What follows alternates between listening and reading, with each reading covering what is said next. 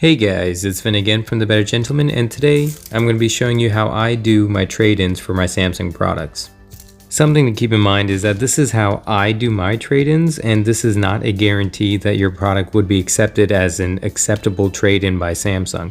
The reason I'm doing this video is because I've seen so many people out there complain that whenever they send in their devices that Samsung either takes a long time or, they say that their device is damaged, and they really get frustrated with the whole trade-in process. And I've kind of been fortunate to not have to deal with any of that, but then again, I'm kind of crazy about like whenever I send my products in.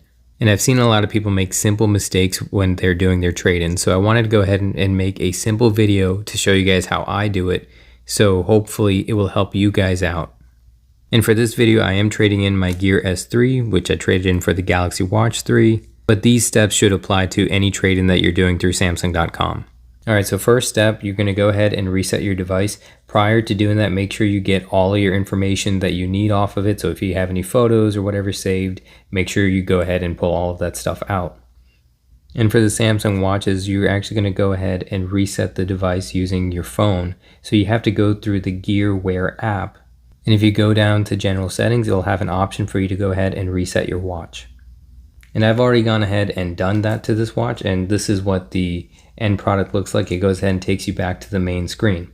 And the next step is you're going to go ahead and take off any type of protective films you might have had on your device. And again, this is the same, doesn't matter if you're trading in headphones, a watch, or if it's just your regular phone. All right, so you can see I have like these protective films I've used on the side. So I'm going to go ahead and pull these off. And for the watches, you actually get to keep the band, so you can go ahead and disconnect those. Whoops. And I also had a cover on the back, so I'm going to go ahead and take that off. It's been on here for 4 years, so that's actually pretty impressive.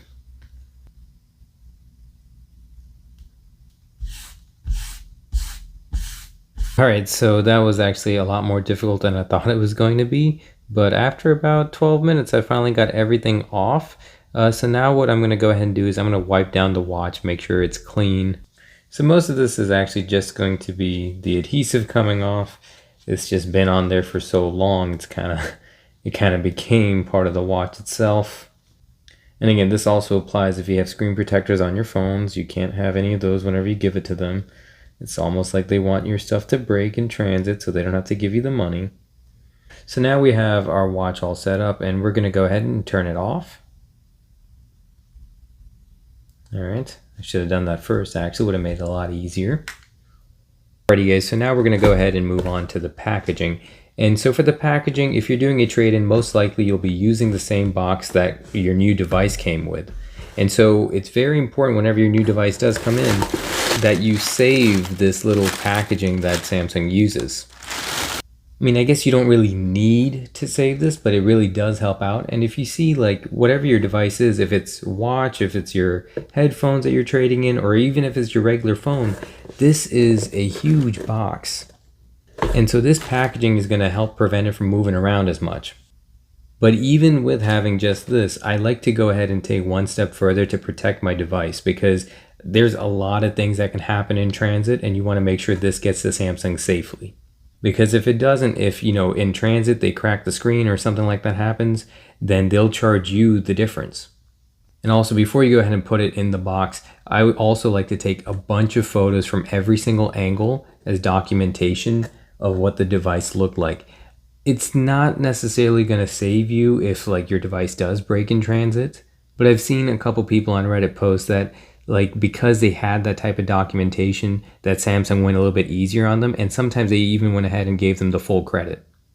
So I definitely recommend taking a bunch of photos before you go ahead and ship this off. Make sure you take it from every single angle, make sure you show that there's no cracks in the screen, and if you're doing a phone, make sure you show that the back glass isn't cracked as well. And you also want to show that it powers on, and when it's powered on, make sure you show the device's serial number. And again, none of this is a guarantee, it's just stuff that I found to be helpful, and I haven't ever had any issues with any of my trade-ins. And like I said before, the Samsung packaging does definitely help, but I like to take it one step further just to make sure that this device gets to them safely. And basically for this next step, I have like this giant roll of bubble wrap laying around, so I like to use this. But if you don't have bubble wrap laying around, you can actually go ahead and just use your old Amazon packaging, and you can recycle that because this does have a little bit of protection in there. And I've actually gone ahead and used this more often than I've used the actual bubble wrap just because it saves me money. So all you're gonna go ahead and do is wrap this up and then tape it. All right, so now you have your watch covered up from all angles. It has enough cushion from the sides, from the top and the bottom. So again, it's not a guarantee, but I've been doing this for all of my trade-ins and I never had any issue. And so next up, we're gonna go ahead and take this and put it in Samsung's packaging. And if you don't have this, you can just keep using bubble wrap all the way around. And what you wanna do is you just wanna make sure that it's not bouncing around in the box.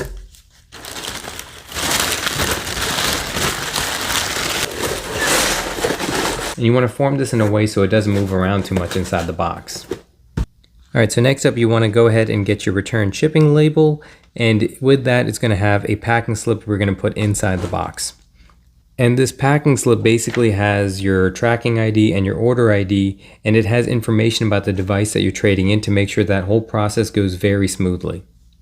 And it also has a checklist of what Samsung is looking for. And so their checklist is, does your device turn on? Is your device factory reset? And is your device free of cracks? All right, and also make sure that your device is not blacklisted, but I mean, that's pretty common sense if you're trading it in. All right, so you're gonna take this slip of paper and you're gonna put it in. All right, so now we're just gonna tape up our box. And so actually there's one more thing we wanna make sure that we take care of. We wanna make sure that there is no other shipping information on this box. So you wanna go ahead and make sure that you have already removed the label that Samsung used to ship this out to you. And basically whenever you're done sealing up the box, you're gonna put your tracking label on it.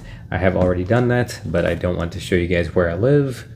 And the next step is going to be shipping this off. And as per Samsung's website, you don't want to use a drop box. You want to go in store. And what I recommend doing is getting a receipt. That way you have proof that you sent it out. If they lose it, or Samsung says, hey, we didn't receive this on time, you can say, hey, I shipped it out by the date that you told me to. But I mean, again, even with that, I've seen a bunch of horror stories, and it really just depends on who's on the other side. But I wanted to share with you guys what I do, because I've traded in every single phone since the S6, and not just for me, but for my family members as well. And I've never had any issues. Granted, this is the first time I'm trading in a watch with Samsung, but I've never ever had any issues with any other device that I've traded in with them. But anyways, guys, that's it for me today. I really hope that this helps some of you guys out there. And again, the main takeaway is that you want to make sure you take your time when it comes to packing. You want to make sure that whenever you're done with this, you can't hear anything move around inside the box. You want to make sure that there's enough cushion all around your device. And again, the things that Samsung is looking for is, does your device turn on? Is your device factory reset? Is your device free of cracks? And to make sure that your device is not blacklisted. And make sure you go ahead and take a bunch of photos showing that you have proof that your device works, it doesn't have those cracks. Make sure you get photos from every single angle. And again, there isn't a guarantee that Samsung would accept your device if it did have any of those issues, and even though you had proof that it didn't whenever it left. But hopefully with that documentation, you would be able to argue with them and possibly get your full trade-in amount. And if you guys did find this video helpful, please consider giving it a thumbs up. If you guys have any questions about anything I've shared in this video, please leave a comment down below. And for more tech content, please consider subscribing, and I'll see you guys next time.